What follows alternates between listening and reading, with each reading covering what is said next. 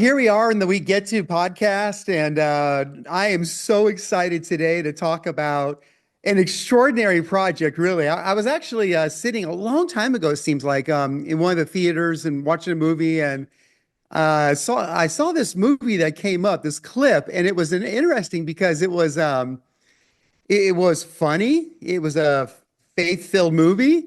I'm like, I've never quite seen anything like this, and people were laughing in the theater. I felt like it was a long time ago, actually, which is exciting for the movie. And it's the best Christmas pageant ever. It's a movie coming out. It's the release on November 8th this year, 2024. And I am with one of the co-producers here today, Andy Erwin of the film. Man, you're getting close. I mean, this is getting really close to start time. And how you feeling right now during all of this? Matthew, it's always good to be with you. You guys are always so much fun and so supportive. Yeah, this was a film that Dallas Jenkins from the Chosen, the creator of The Chosen, it's based on a book and a best-selling book that all of us have read for years. But Dallas stumbled across a copy of it through his wife about like 15, 16 years ago and fell in love with the story. And they read it for their family every year at Christmas, and they couldn't make it through it without Dallas breaking down in tears. And it's got so much heart and so much humor. And he brought it to us and said, "I want to make a movie of this." And we were like, "This is way outside the box, but let's go for it." And so he made this charming Christmas classic, and he stuck the landing. And so to be full circle, and we're about to have it coming out, in just a few weeks. For us, it's just a treat. It's amazing. I can't wait for audiences to see this. It's going to be the feel good movie of the year, and people are going to love it. We previewed the movie to our church Yeah, and showed the trailer, and they were laughing. It was funny because, our church is a ragtag army, man. We've got like people who drive in, who have families, and we got guys that, we're living on Skid Row there in our rehab right. program. And like we've got everything from the drive-in crowd to the bar scene of Star Wars, I call it. That's what it kind of looks like. So, and I was looking around, I saw some like guys that were like former ex-gangsters, and they were like laughing in the preview, and That's great. like it hit everybody. And I think one of the cool things about it is it really challenges a lot of the perspective of the church.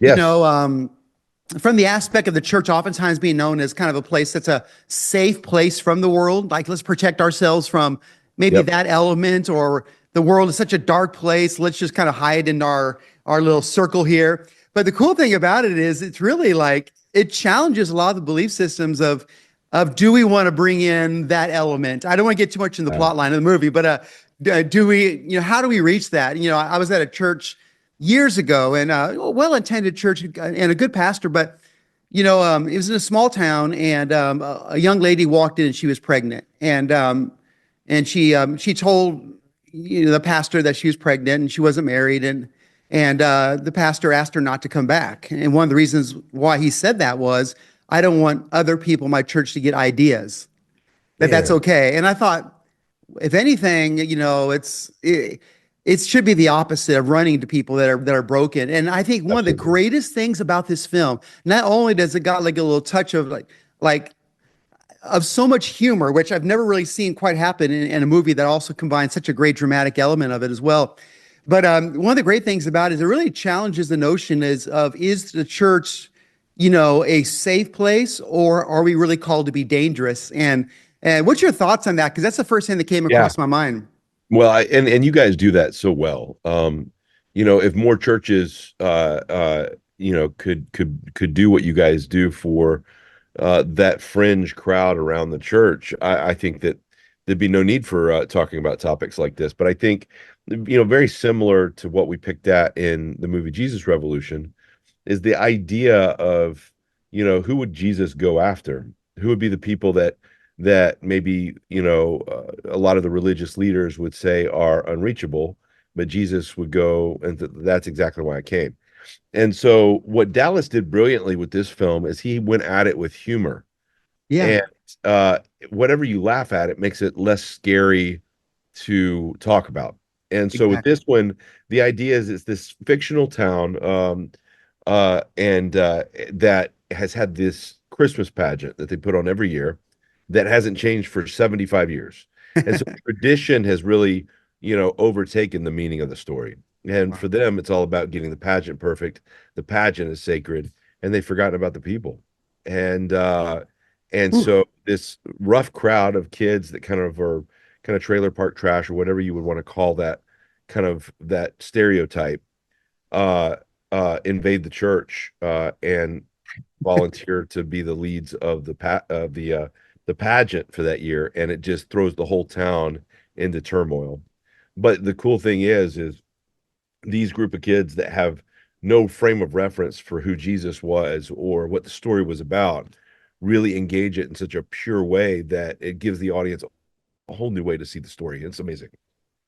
Yeah, it really is fascinating. And what I love also is that you guys really brought in the aspect of making people laugh. Because I think sometimes, and even in faith films, I understand most of the time the content, is based on a dramatic element, and that's great, and there's a place for that. But when you're throwing in like just crazy life scenarios and just real life, what happens in real life, it's not always going to go according to plan. I always No. tell pastors, like, if you're going to do something that pertains to outreach, just get yourself a general direction of where you're going Yeah. and just go, because you can never over plan outreach, because there's always elements of surprise. There's always people that Right. don't act the way you think they should act, and Yep. so I always tell them to be ready for everything and anything, and get yourself a plan to attack the biggest need in your city or whatever seems to fall at your doorstep all the time, and that God's kind of telling you to take care of that need, and just get the best idea you can,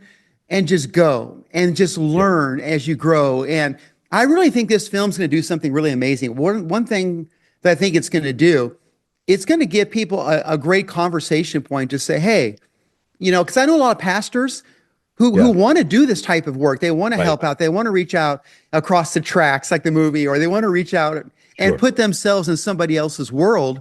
But oftentimes, they just get pushback, and some of the pushback is masking religiosity and words like, well, what will that do to our church? And this might also give a lot of pastors that I know, even, and I'm saying it to all pastors I know, confidence that, hey, reaching out and serving people is the mission of Christ, and stay with that Right. theme, and convince others and tell people that it's the greatest life ever. That's why, every church service at the Dream Center, we have a testimony every time, a 4-minute Yep. testimony. And sometimes guys are new in the Lord, and they'll get up there and say a 4-letter word, Yeah. accidentally, because that's all they know. That's all they've ever. And for somebody coming from that background, sometimes a four-letter word is holy. It's Yeah, like because exactly. it's the best Right. way. That's the best way in their language to express what they're experiencing. And it's like we get so caught up in making sure we check all the boxes that we forget to look at the heart. Is And that one of the goals of the film? To yes, yeah. yeah, it was like, that idea of who are the herdmans in our community, and the idea that these kids, yeah, they're rough around the edges and they break all the rules. And absolutely, sometimes it's a train wreck. But in the midst of that, there's something so pure and so innocent beyond the humor, underneath the humor, of the questions they're picking at and trying to understand. It's the stuff that we take for granted and we just blaze right through and be like, yeah, this happened, this happened, this happened, let's open presents. And for the Herdmans, it was completely new. And so there was something that threw away the sanctimoniousness of, checking all the boxes, that I think is, what you guys tap into on every Sunday when you hear those testimonies of people that are right off the street and they say stuff, and in a lot of other church services that might clear the pews, but in your church service you see past that to look at what God's doing in this person's life. And so I think doing it through the eyes of a child, with humor at Christmas, this story picks at a lot of those themes that are really important, but it puts it down on a shelf that the whole family can kind of consume together, and it's an entertaining Christmas film. And so it's really cool, the deeper things that come out of the discussions from that. The best Christmas pageant ever, November 8th, in film theaters everywhere. I mean, literally, I see the trailer all over the place. I really feel like this is going to capture so many people's hearts. We're so pumped about it. And I just love laughter. I love comedy, because there's so much laughter and comedy within outreach too. I mean, when Yeah. I first started pastoring, 90% of my crowd was from Skid Row. Wow. And so we always say we got ex pimps, we got ex drug dealers, and that's just the pastoral staff right there. That's not including everybody else. And so like I'd be refereeing fights in the middle of church, and guys would be coming in and wanting to fight each other, and like I Wow. would have to I stopped preparing my notes because what the crowd was doing was giving me all the content, and so I just get there, look at the crowd, and say, I think I'm going to speak on this today. That's kind of where I learned to freestyle preach, I love in it. street ministry, because there's all these nuances and things that are happening as you go. But I just love this film because one thing it's doing is it's really challenging, a lot of people to think about, when you reach out to hurting people, you find there's so many layers, and no wonder why they act that way. No wonder why they react, when you give them love and they shy away, or when they feel like they want to wreck your perfect world, or whatever the scenario is.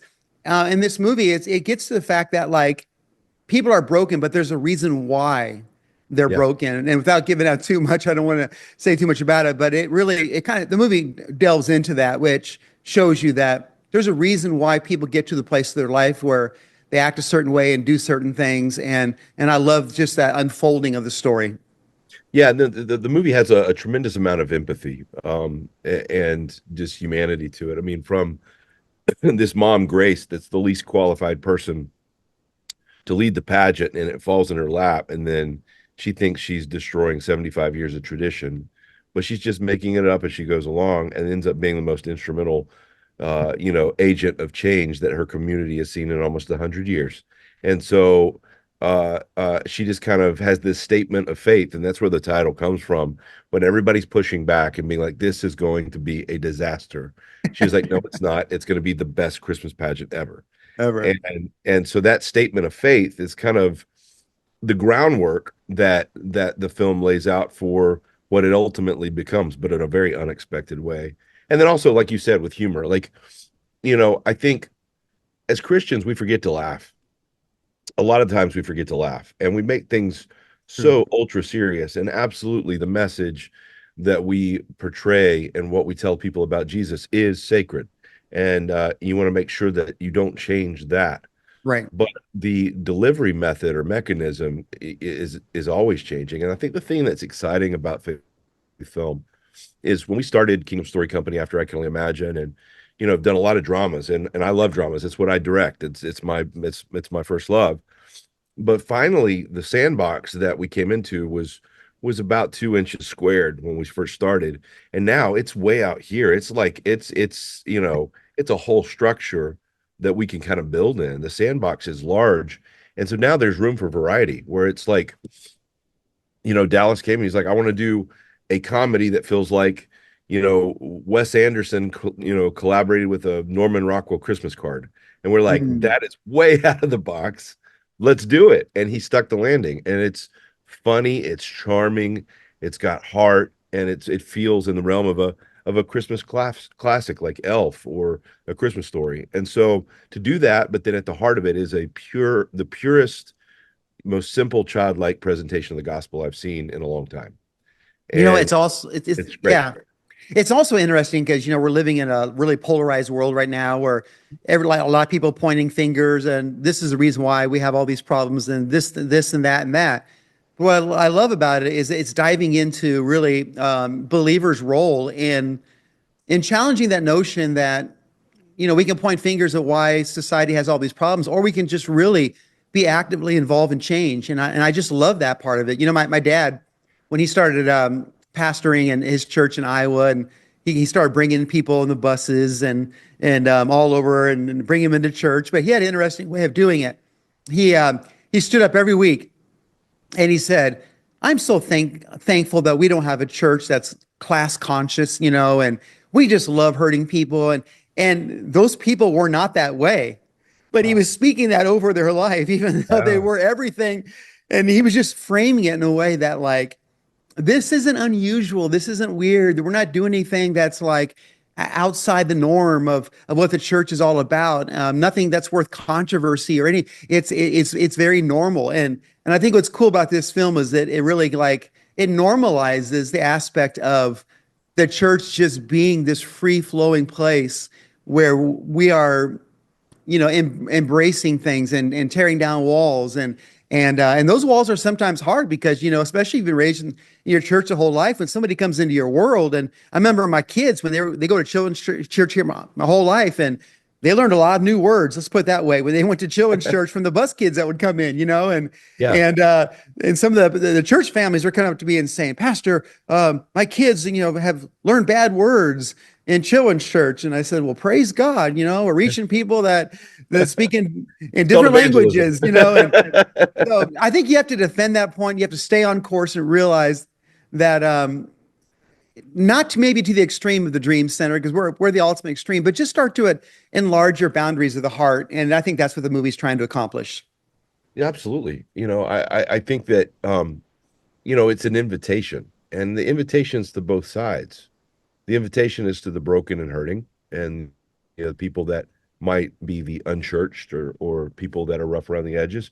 But it's also an invitation to the legalistic and the struggling. Yeah. Because I think that people that are struggling with their religious tradition are in every bit as much bondage as the other side Wow. that are, from the rough crowd. And so this film is an invitation to both sides. And I think you're right.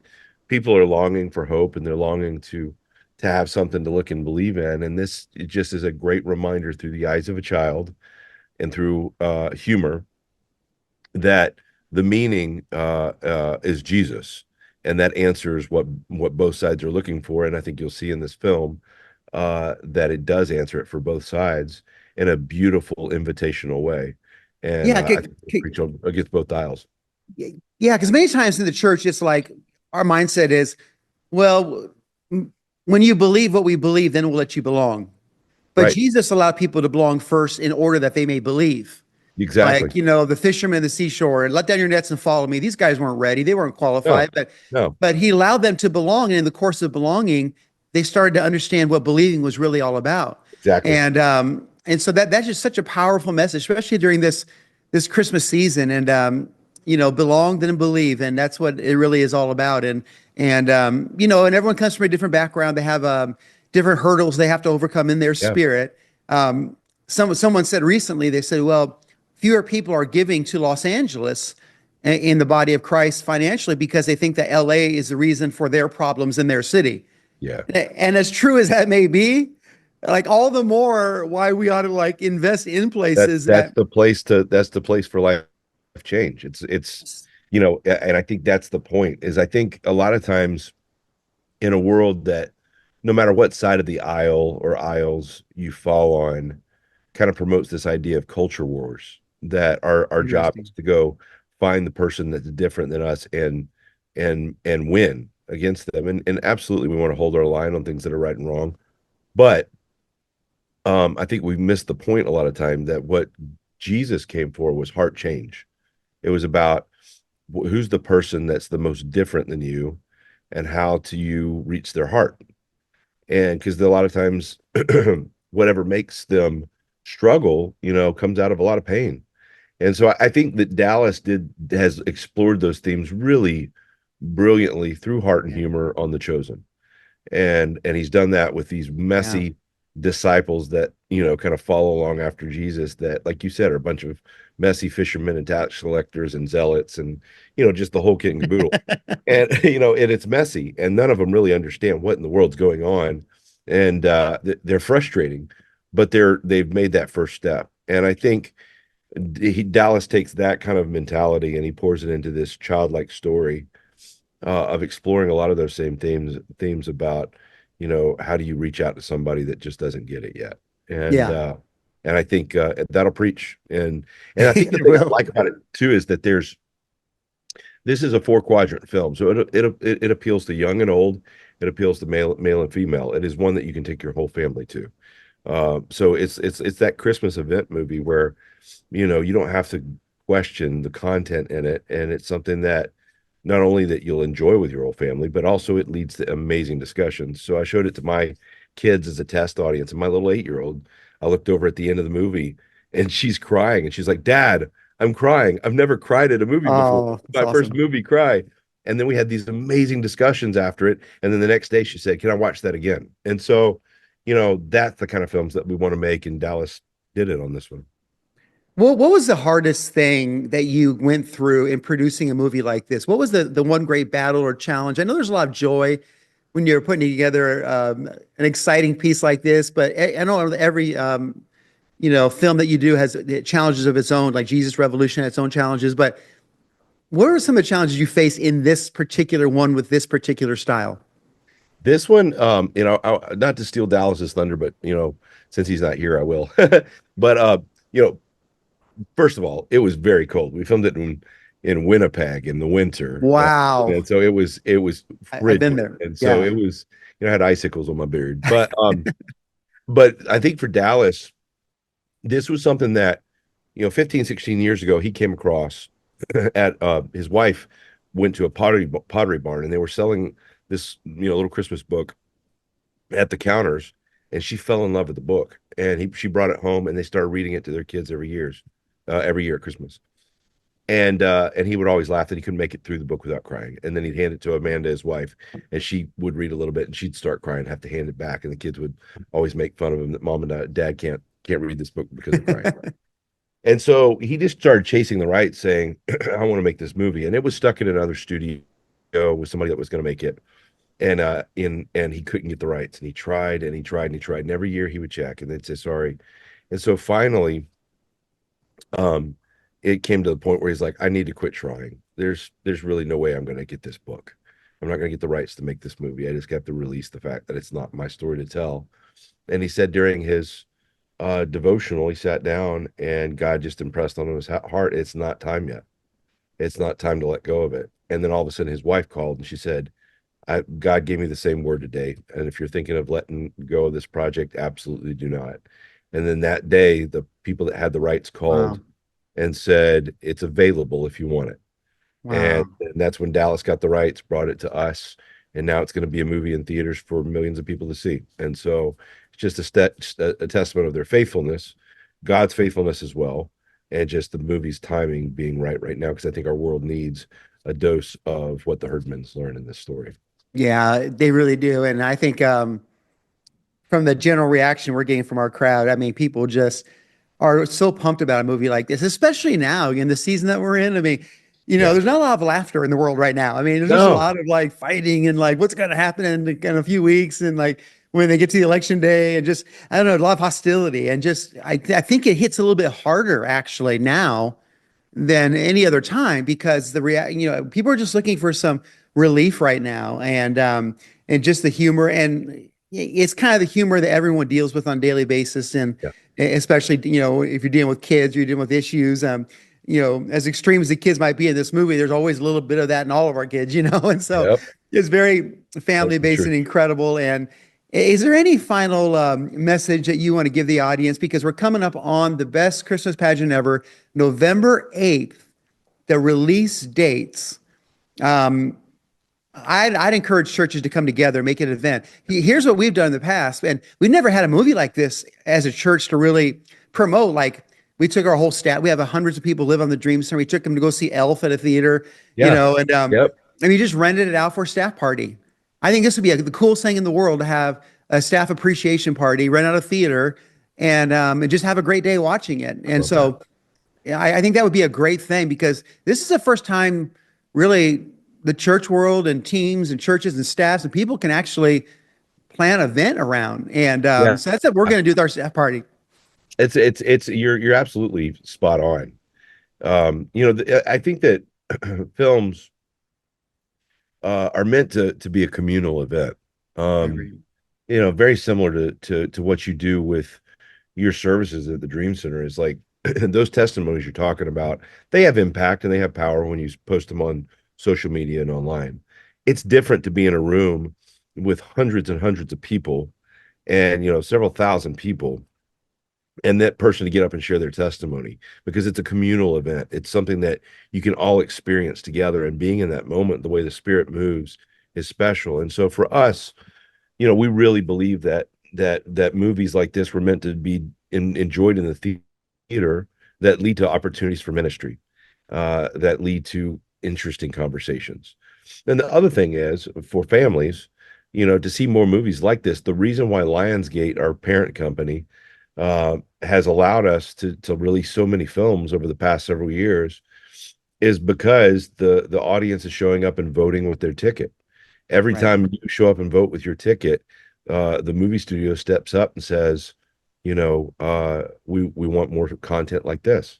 And so right now you have a lot of power, and in a time when superhero movies are struggling and Hollywood is scratching their head as to what they can count on, they're really turning as never before to stories of faith. And there's an opportunity for the gospel that I haven't seen in my lifetime.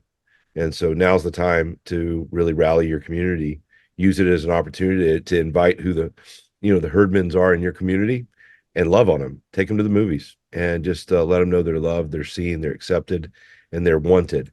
And do what the Dream Center does every day. Just do it in the local theater.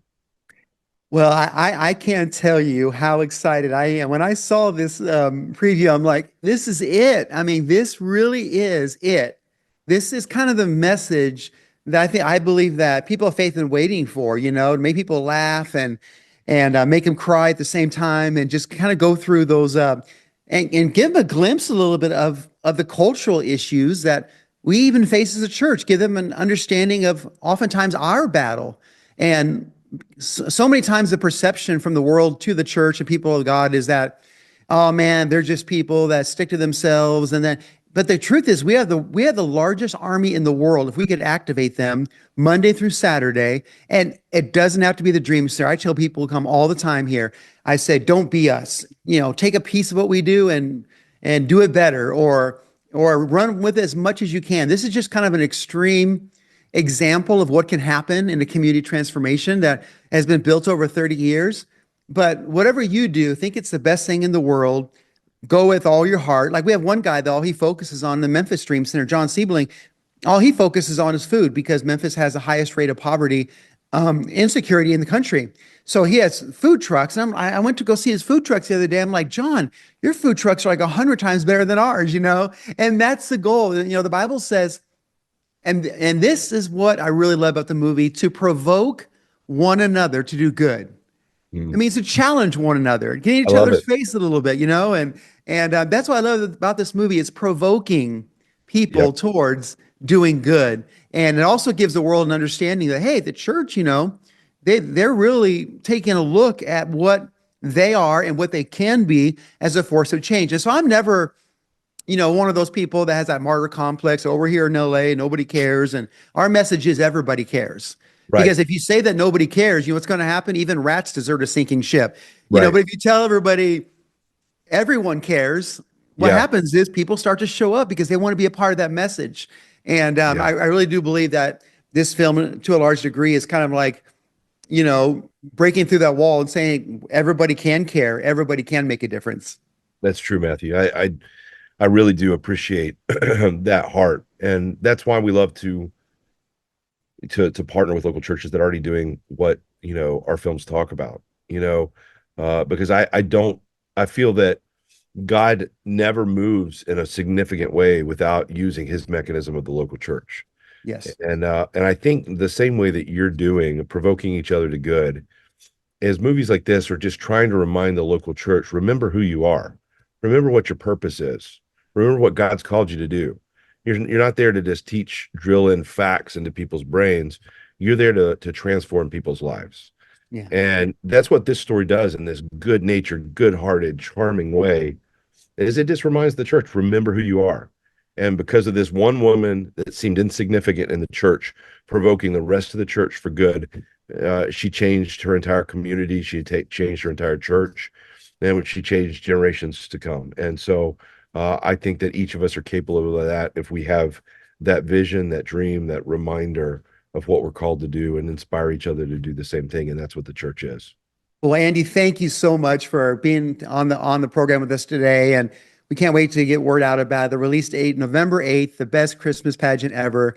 And I can see how this film has such great heart because of your belief and your core understanding of what it means to really be a follower of Christ. So I thank you and God bless you, and for being on the program here today.